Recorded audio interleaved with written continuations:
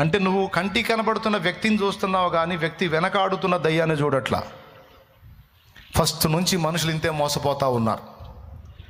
తాగి నిన్ను ఇబ్బంది పెడుతున్న నీ కొడుకునో నీ భర్తనో నువ్వు చూస్తున్నావు కానీ ఆ తాగుడికి కారణమైన దయ్యాన్ని చూడవు. నువ్వు నీ దాడంతా కూడా నీ బిడ్డ మీదో భర్త మీదో ఉంటుంది కానీ వాళ్ళ వెనకాడుతున్న దయ్యం మీద ఉండదు నీ దాడి.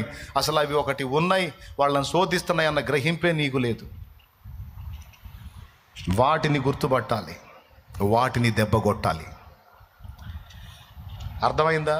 స్విచ్ ఆఫ్ ఇదే, స్విచ్ ఆఫ్ చేస్తే ఫ్యాన్ ఆగిపోయినట్టు. మూలం ఎక్కడుంది? స్విచ్ బోర్డు దగ్గర ఉంది. అక్కడ ఆ మీటర్ నొక్కితే ఆగిపోయిద్ది, ఆ మీటర్ నొక్కితే రన్ అయింది. అట్లాగా ఈ తోలుబొమ్మలాగా ఆడుతున్న మనుషుల వెనక అయ్యి ఉన్నాయి.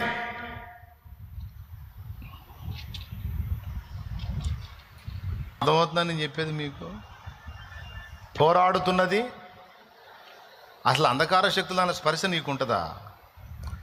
ఆఫీసులో నీ పై ఉద్యోగి నీ మీద నిన్ను టార్చర్ చేస్తుంటే వాడిని తిడుతుంటావు నువ్వు, కానీ వాడి వెనకుండి దేవుని బిడ్డవైన నిన్ను టార్చర్ చేస్తున్న దయ్యం ఆలోచనే రాదు నీకు. టార్చర్ చేస్తున్న దయ్యం ఆలోచనే రాదు నీకు. నీ తోటి కొలీగ్గా ఉండి నీ మీద కొండాలు చెప్పి సార్ దగ్గర నిన్ను ఇబ్బంది పెడుతున్నటువంటి తోటి కొలీగ్ ఒక వ్యక్తే కనపడతాడు, వాడిని ఆడిస్తున్న దయ్యం కనపడదు నీకు.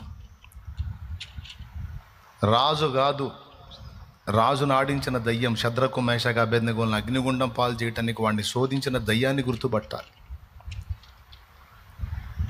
ఆ స్పర్శ యేసయ్యకుంది.